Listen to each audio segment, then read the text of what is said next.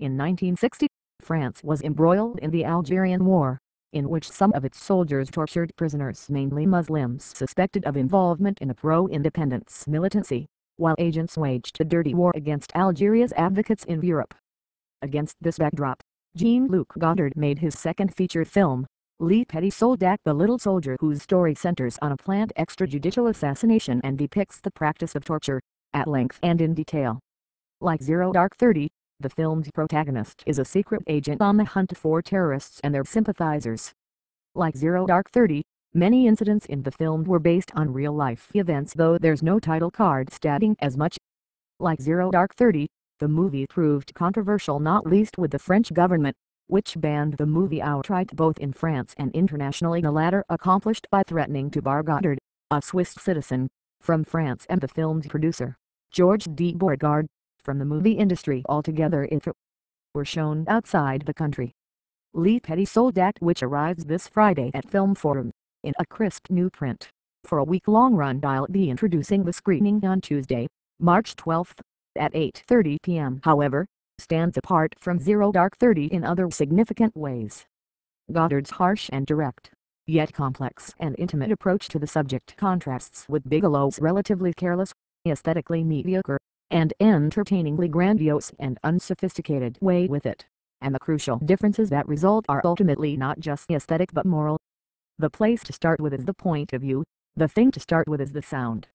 The protagonist is Bruno Forestier Michel Subre, a 26-year-old French man who arrives in Geneva and makes contact with his handlers, who order him to assassinate the radio commentator whose political broadcasts are in support of Algerian independence. But in the meantime he has met and fallen in love with Veronica Dreyer Anna Karina, a young Danish woman of Russian descent and an aspiring actress, and doesn't want to carry out the mission. His handlers pressure him into it. In the course of their conflict, activists with the Algerian independence movement recognize him, kidnap him, and, in order to get him to reveal his handler's phone number, torture him. I won't go into detail on the denouement but will stick with the torture scene itself. Where the images appear to be faithful representations, the soundtrack is wildly, but subtly, distorted. The movie is almost entirely dubbed, as Godard's first feature, Breathless, had been. Godard even started work on Le Petit Soldat before Breathless had been released. He feared that if the first film did poorly he might not get to make a second film at all. But, unlike the soundtrack of Breathless, for which Godard collected a vast number of location sounds and put them together in an elaborate sound edit, resulting in a mix so dense and so precisely matched to the image that many critics mistook it for sync sound, that of Le Petit Soldat is obviously dubbed.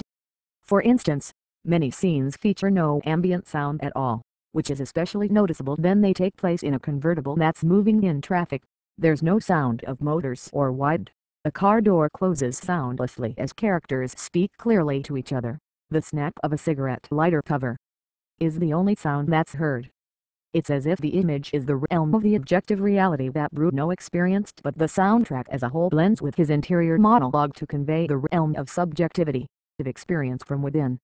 After his capture, Bruno is brought, barely conscious, to an apartment, where his captors partially undress him, handcuff him, and question him. When he refuses to answer, they show him photos of other French agents who refused to talk and were tortured to death, and they warn him of the ordeal he's about to face. Over the pan shot across the facade of a bland modern building, Bruno explains that his captors asked him to work with them but that, when they refused him a cash advance, he turned them down. Bruno is dragged to the bathroom, handcuffed to the fixtures, and held at gunpoint as his head is sprayed with water.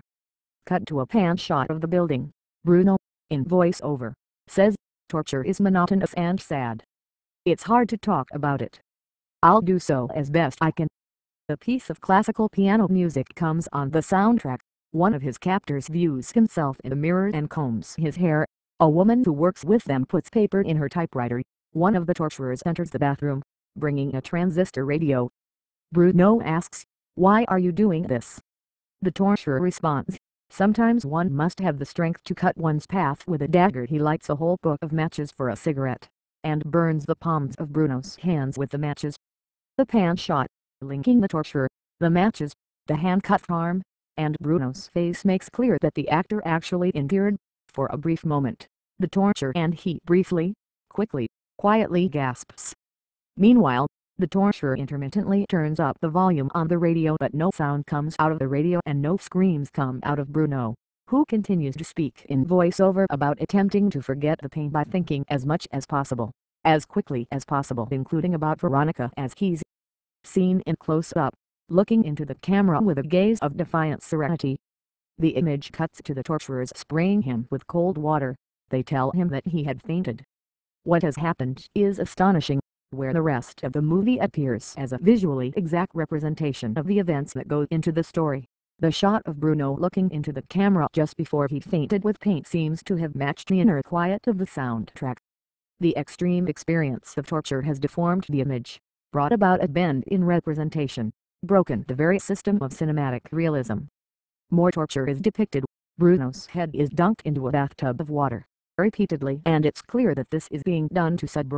Bruno is waterboarded, his head covered with a shirt that's doused with water, and it's actually being done to sub in several agonizing takes that seem very long, but run about 20 seconds. This all follows the sardonic shot of the laundress bringing the torturer a pile of shirts, and Bruno, in voiceover, recalling that pile of shirts sitting beside the tub and giving a clinical description of how water makes the fabric impenetrable to air. A hand-cranked electric generator is brought in. Wires are connected to Bruno's toes, and he is subjected to electrical shock as the torturer cites Lenin about revolution offering no easy tasks and no easy methods. This was in fact done to a sub, who told me that it gave him a peculiar feeling. A journalist who interviewed the actor at the time wrote that she saw marks on his wrists and ankles. There is much more to this brief scene: the torturer's doctrinal readings from Mao and Lenin, the reading from the banned book Law Question, Henri Alleg's account of being tortured by the French army, a plot twist. Bruno had previously seen the man who brings the generator with Veronica A. Joke. One of Bruno's co-conspirators, whose photo is shown, is the film's producer, George D. Beauregard. The overall point is that Les Petits Soldats is the story of a person who has memories, ambitions, favorite writers, favorite music, a love life. Godard respects the agency of its agents by taking into account their motives and filling them in great detail, as if to put the moral burden of personal choice, moment by moment, on his characters. Godard filmed torture as an experience that morally requires a plain and frank representation, even as it renders such representation impossible. And, at the most basic level, he presents the experience of the victim, not the self-justifications or afterthoughts of the practitioner, as the incommensurable moral core of torture. The scene in question is, in a narrative sense, simple. It depicts the events that took place in an apartment in Geneva over a short span of time, and its images and sounds are, in themselves, simple, but it's put together as an amazingly deft and complex interweave of a wide range of elements that turns the mere anecdote into an experience that's as much aesthetic as personal, as concrete as hallucinatory, as intimate as historical. There's more breadth and depth, more of a sense of history at large, of the intrinsic and profound horror of the practice and the experience of torture, and of the moral issues involved in political action in that 13-minute sequence than in the whole of Zero Dark 30. Read more. http://www.newyorker.com/online/blogs/movies/2013/03/Les Petits Soldats 0DB1960 and more. HTML #sign 9ZZ2N42 Katie. Anyone